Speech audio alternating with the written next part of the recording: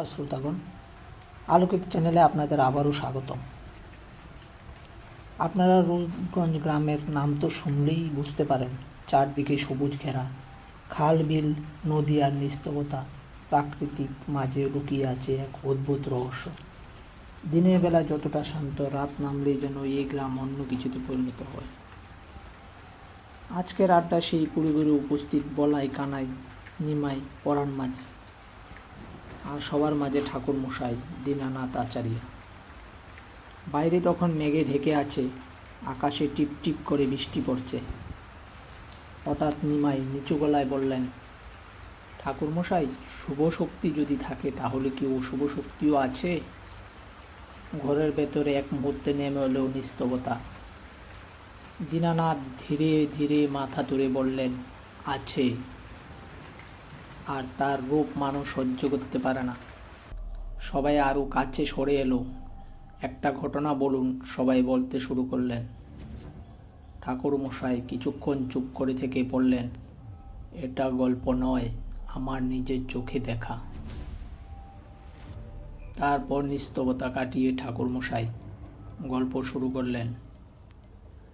4-5 বছর আগের কথা। রূপগঞ্জ গ্রামের একেবারে শেষ প্রান্তে একটা ছোট খালের ধারে নতুন পোস্টমাস্টার পলাশ আর তার স্ত্রী মিতা এসে থাকতে শুরু করে। সব কিছু ঠিকঠাকই চলছিল, কিন্তু একদিন একটা ছোট ঝগড়া সব কিছু বদলে যায়।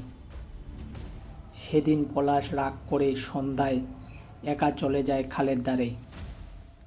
হাওয়া ঠান্ডা, চারদিক অদ্ভুত নিস্তবতা। আর সেদিনই কিছু একটা তার সঙ্গে ফিরে আসে।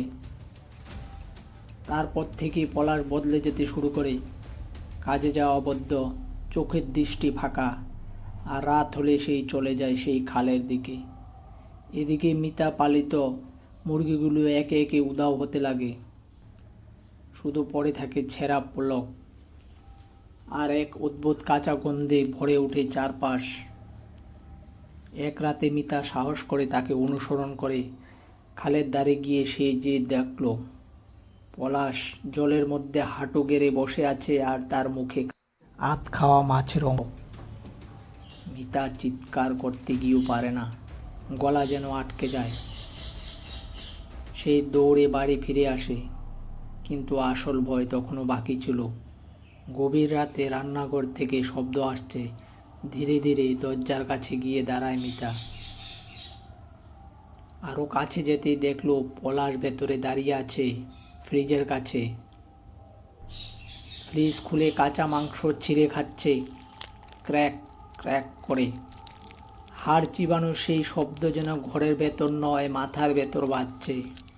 হঠাৎ একটা হাড় মাটিতে পড়ে যায়, আর সেটাও পলাশ বসে কুড়িয়ে খেয়ে নেয়। এই দৃশ্য দেখে মিতার শরীরে হাড় জমে যায়, রক্ত ঠান্ডা হয়ে যায়। পলাশ থেমে যায়, ধীরে ধীরে মাথা ঘুরিয়ে তাকায় দরজার দিকে। তার চোখ দুটো পুরো কালো, মুখে লেগে আছে কাঁচা রক্ত। মিতা নিঃশব্দে পিছিয়ে যায়, কারণ সে বুঝে গেছে ওটা আর পলাশ নয়। মিতা সারা রাত ভাবতে থাকে, সেই রাতের পর থেকেই পলাশের অদ্ভুত পরিবর্তন। যে ছিল নিরামিষাশী, কোনো মাংস মাছ খেত না, সেই আজ কাঁচা মাংস খাচ্ছে। আর বাড়ির মোরগগুলো এইভাবেই পলাশ খেয়ে নিচ্ছে। তা ভেবে ভেবেই মিতা সারা রাত ঘুম হয়নি। পরের দিন সকালে মিতা ছুটে আসে আমার কাছে। সব শুনে আমি তাকে নিয়ে যাই এক তান্ত্রিকের কাছে। সেদিন ছিল অমাবস্যার রাত, কালী পুজো। রাত যত গভীর হয় পলাশ ততই ছটপট করতে থাকে, কারণ তান্ত্রিক আগুই মিতার বাড়ির চারপাশ গঙ্গা জল ছিটিয়ে আবদ্ধ করে দিয়েছিল। পলাশ শুধু বারবার একটা কথাই বলতে লাগে, আমায় যেতে দে, ও আমাকে ডাকছে। তার গলা তার নিজের নয়, আমরা তিনজন মিলে তাকে ধরে রাখি। তান্ত্রিক মন্ত্র পড়তে শুরু করে। হঠাৎ পলাশের শরীরটা একটা ঝটকায় শক্ত হয়ে যায়। তার মুখ থেকে বেরোয় এক ভয়ঙ্কর গর্জন। আর ঠিক তখনই তার শরীর থেকে আলাদা হয়ে বেরিয়ে আসে এক কালো ছায়া, মানুষের মতো কিন্তু মানুষ নয়। তার চোখ আছে বললেও চোখ নেই, তবু মনে হয় সেই তাকিয়ে আছে। কি বিকৃত চেহারা!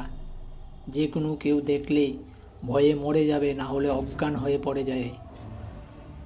আর সে তাকিয়ে আছে সোজা আমাদের দিকে। হঠাৎ একটা ঠান্ডা হাওয়া বইতে লাগলো, আর ছায়াটা বাতাসে মিলিয়ে অন্ধকারে মিশিত হয়ে যায়।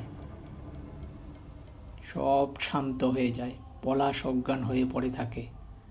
পরের দিন সকালে তান্ত্রিক বললেন, অশুভ শক্তি ছিল, কিন্তু আজ মা কালীর কৃপায় তা চলে গেছে। এখন পলাশ সুস্থ আছে।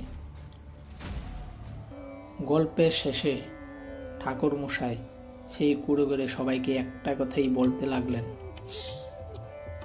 অশুভ শক্তি আছে, কিন্তু তা সবসময় লুকিয়ে থাকে শুভ শক্তির আড়ালে। সুযোগ পেলেই মানুষকে যে কোনোভাবে ভর করে নেয়। তবে শুভ শক্তি যতদিন আছে, অশুভ শক্তি সবসময় লুকিয়ে থাকবে। নমস্কার, আবারও ফিরব নতুন গল্প নিয়ে। অলৌকিক চ্যানেলের সাথে থাকুন। ধন্যবাদ।